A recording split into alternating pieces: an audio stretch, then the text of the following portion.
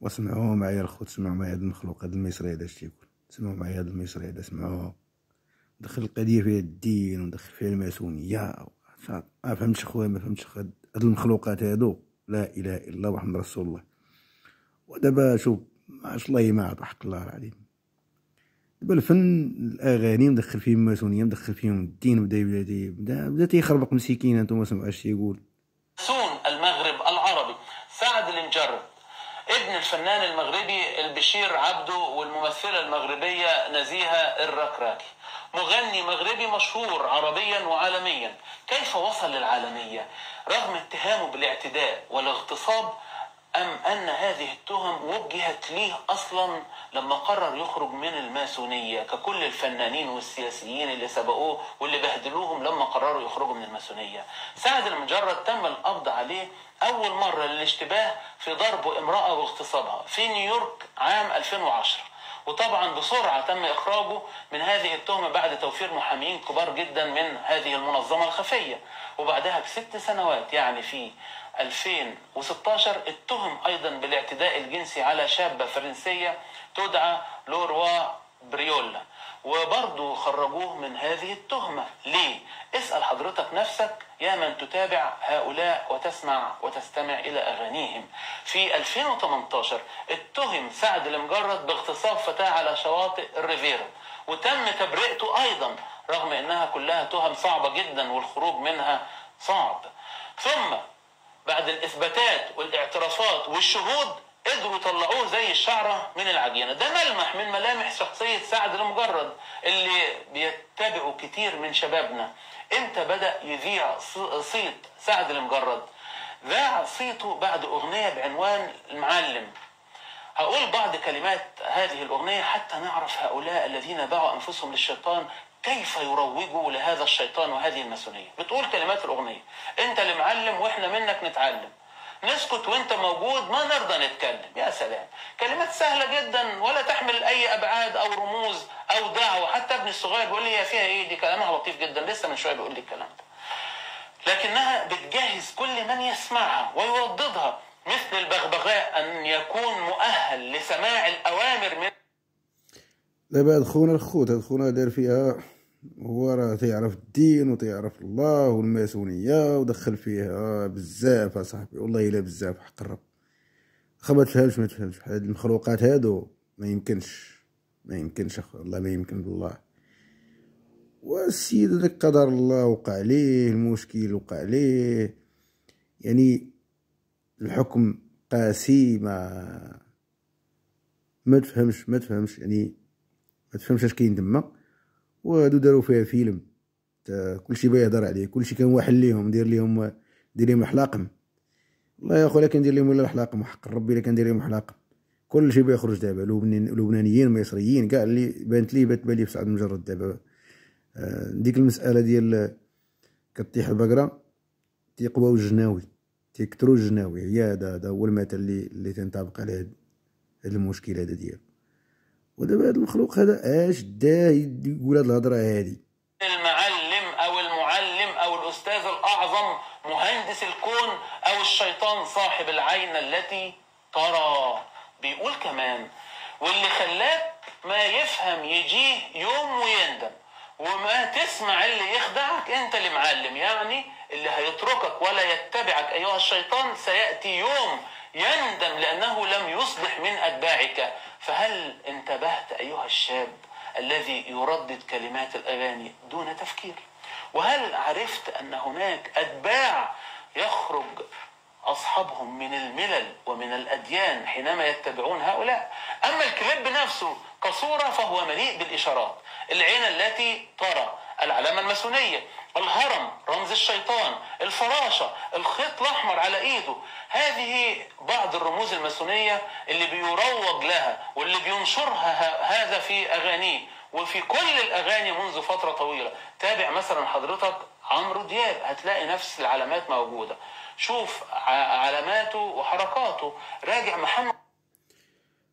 سمعت الخوت دابا هاد صاحبنا هذا مدخل معاه فنانه اخرين باش ما يجرش هذيك المساله ديال لا راه عجمو بوحدو، فهمتي؟ خصو هو يحشي معاه شي واحد. ودابا اش جاب الدين لهاد الهضره هادي؟ واش السيد تيصلي متقي الله يعني؟ كاع تنغلطوا، انسان تيغلط يعني. السيد غلط، غلط راه هذاك خطا بسيط، راه كيكون فيه الحكم ساهل. وهو دار ليه حكم قاسي يا صاحبي، دار ليه حكم قاسي يعني. غلط الانسان، ما عرفتش واخا هذاك القانون ديال فرنسا هكاك داير، ما فهمتش انايا علاش هذاك الشيء. وهذا ردها ماسونيات صاحبنا تيدوي طالقها يا خويا، عرفتي شنو؟ وطالقها وداوي ويدير فيها بطال وفاهم. هاد المصريين راه بزاف الخوت، هاد المصريين راه بزاف. رمضان اللي هو اصلا لا مغني ولا ممثل، لكنه لما غنى عمل نفس الحركات الماسونيه.